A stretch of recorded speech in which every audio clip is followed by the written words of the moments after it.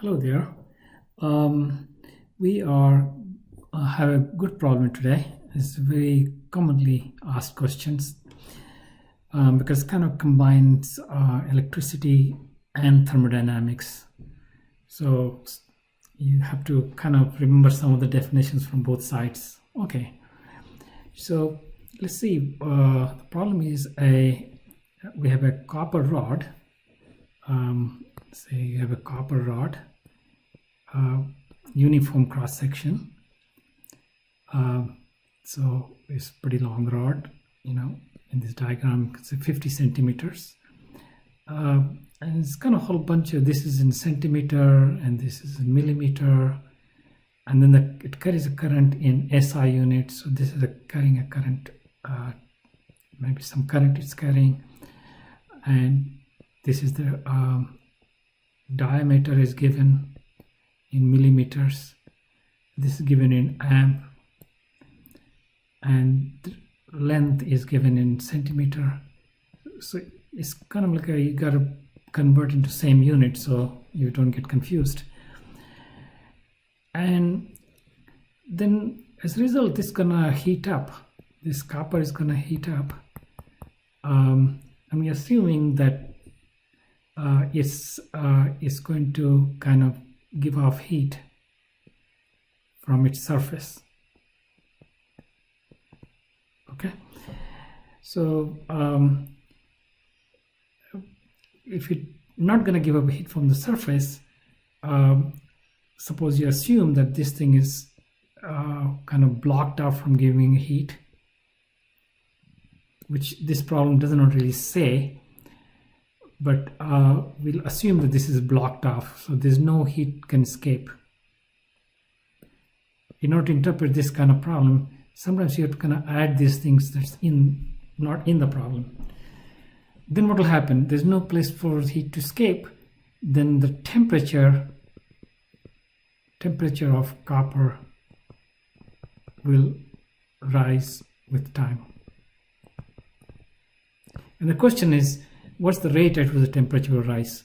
So you're supposed to get a delta T over a period of time, delta T. So if you take this as 1 second, then you can say how much temperature rose for 1 second. So with that explanation, there's everything here.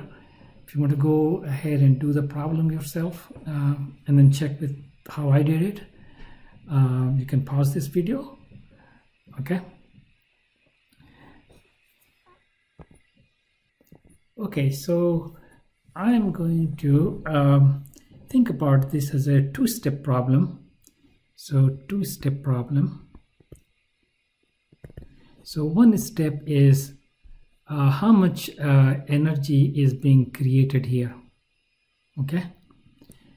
So when current goes through this, so first is energy dissipated or energy released, thermal energy,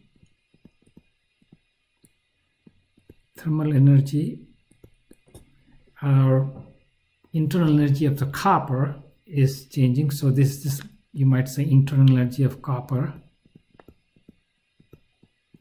Internal energy of copper changes at rate P, let's see, watts, which is the same as joules per second. And then this formula, if I know what the resistance of the wire is, so this P at P will be I square R. I is steady here, so there's no time here, and R is also steady, no time.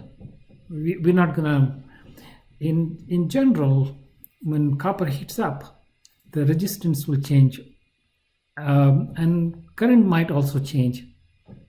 Then the general thing will be, so P will be a function of time, which will be I will be a function of time, and R will be a function of time. So this will be in general, but we're going to say no time, we're just going to do this.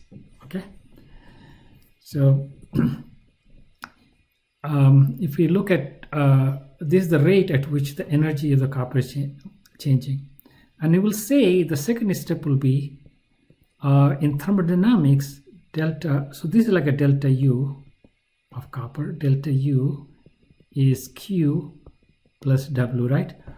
And W is has to do with the copper wire expanded or contracted, and in general it will expand, so there will be some W, but we are going to say ignore that also, and we'll say all the heat, all the internal energy went to heat.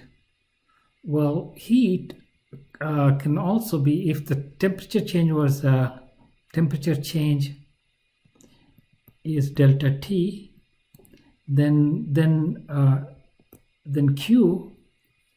So let's do it in 1 second. So in 1 second, delta U will be P, delta T will be equal to P, because this will be 1 second. So delta U will be same numerically as P in 1 second. So that we can use the delta U, and the Q will be same as delta U. So Q will be equal to, come down here, it's going to be P in 1 second. We're looking at 1 second. And if Q, if the temperature is delta T, that Q is mass times specific heat times delta T equals to P. So the delta T in 1 second, so delta T in 1 second just be equal to P divided by MC. And the P is this stuff. P is I square R over M specific heat. And this M, so we are given I, we need to find R. We're given C, we need to find M. So let's see, how do I get R? R will simply be rho times L over A for a wire, right? A is a uniform cross section, so for a wire you're just gonna get this. For resistance, so this is resistance, and for mass will just be density times volume. And the volume is going to be just A times L, so density times A times L. So what's the area? Area is going to be just pi diameter square over 4. So this is given, so we got the A, the L is given, so the L and A is given, this is given. So now we have everything, right? So now we work out numerically. So to work out numerically, you can just use calculator and plug in those numbers, or I do a little bit of Python programming, so I can share that with you. So I started the Python script, imported math, and these are units that I converted. So millimeter meter divided by 1,000, centimeter divided by 100, gram to kilometer. These are, I need to convert them. So length has to be converted into meter, diameter converted millimeter to meter, and area will have to be use pi d square over 4, and then specific heat is already in SI unit. This hash means a comment. This will not go into calculation.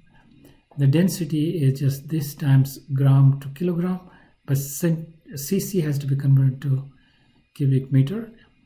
Resistivity is given in SI units, and resistance will be just resistivity length over area of cross section. And I is given 2 amp, which is SI unit.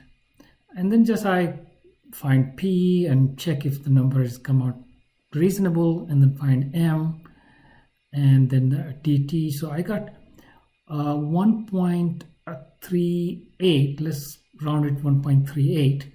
So what I got is 1.38. So I got 1.38 times 10 to the power minus 4 Kelvin over second, because I worked 1 second. I picked 1 second, and I need to put this will be delta temperature over delta T. Wow, that was quite a long calculation. Hopefully you got all of them. This problem comes from my website here, and if you like this explanation, please don't forget to hit the like button. You can also subscribe to this channel if you haven't already subscribed. It helps build the channel, and maybe it will be useful to other people as well.